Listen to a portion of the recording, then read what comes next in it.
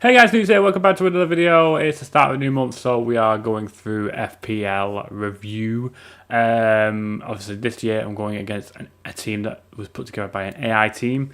So we're going to get into how I've done so far, and then we can comparatively go against what the AI team has so far.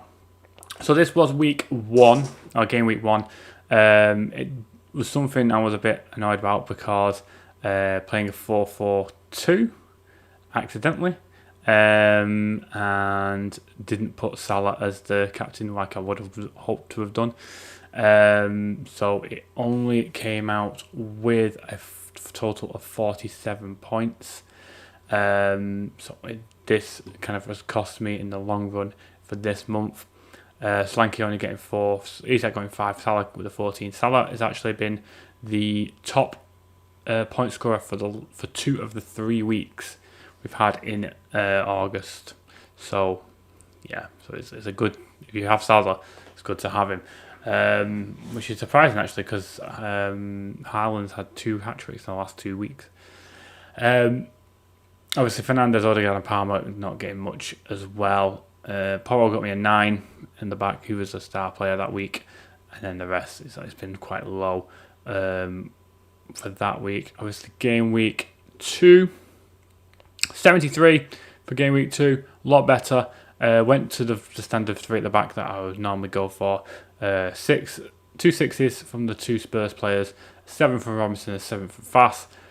A 2 from Eze, which is a bit of a pain, bear in mind. João Pedro played against United, was on the bench. I would have played him probably over Muniz or Isak if I'd have actually had the guts to do it. Obviously Fernandes, Odegaard, Eze all 2 points. Palmer, star man that week with 17. Salah got 10. So obviously him being the captain that week got me 20 points. So that was a big increase on the first week.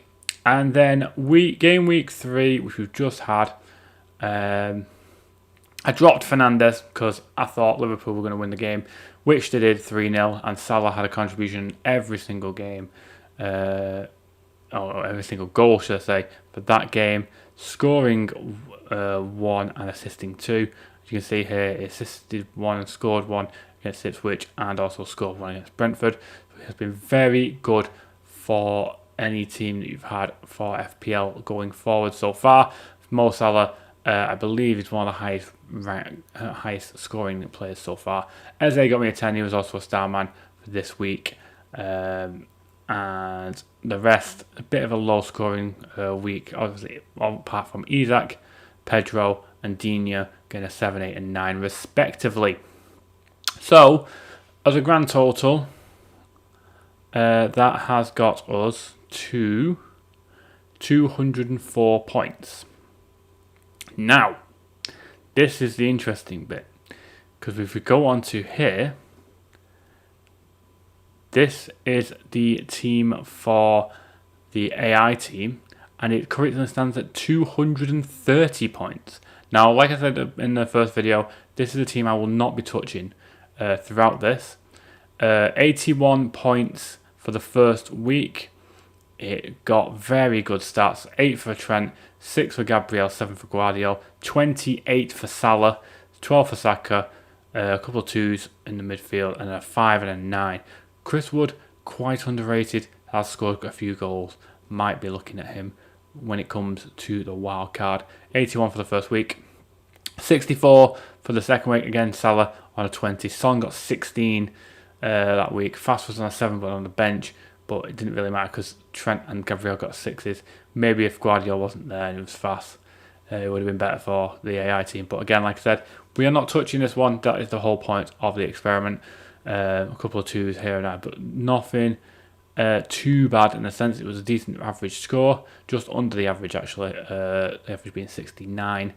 And then this week, 85 points for this week for the AI team.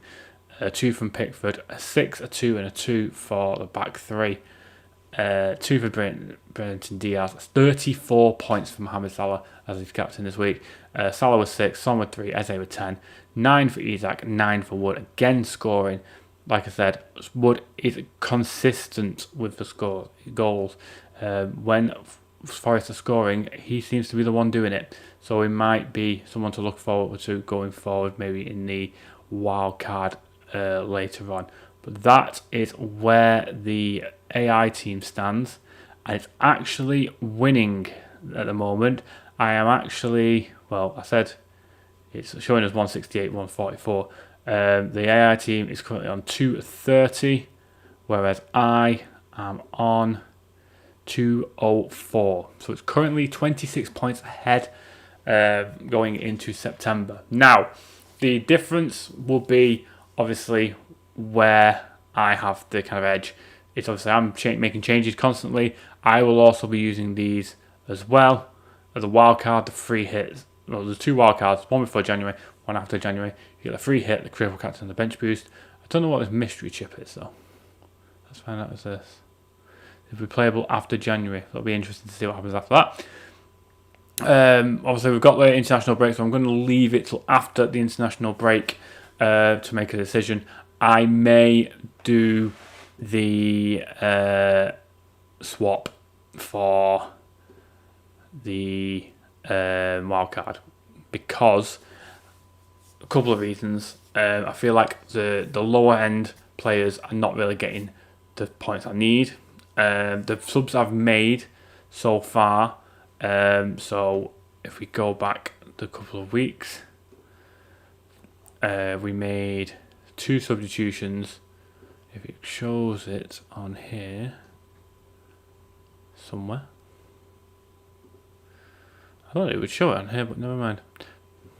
So obviously, with week 1, we had Solanke, but we had to lose him because he got injured. Barco's also gone out on loan to Sevilla, so we may have to get rid of him.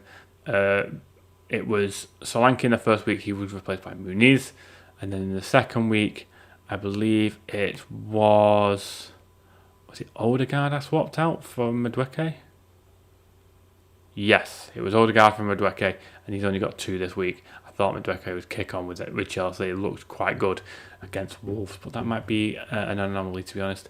So we're going to look into it over the next week or so. So the international break gives me time, and I'm going to see if the wildcard so early on, only 3 games in, would be worth it. I personally usually do it in the first international break to kind of rejig it all and get it into a point where I can see, you can normally see a trend with certain players who are constantly scoring. Like I said, Chris Wood, low cost player, scoring goals on a regular basis. João Pedro's another.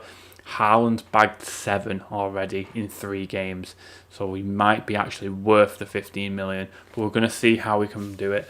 If we do play the wildcard, obviously, unlimited substitutions, so we're going to be subbing all the way up to the first game back in, which I believe is Southampton versus Manchester United as the early kickoff on the Saturday, which it is. So we'll be all good up until 11:30 on that Saturday.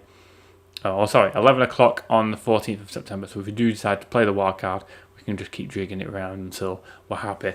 But that, guys, is the review for August's FPL versus AI kind of tournaments, kind of experiment.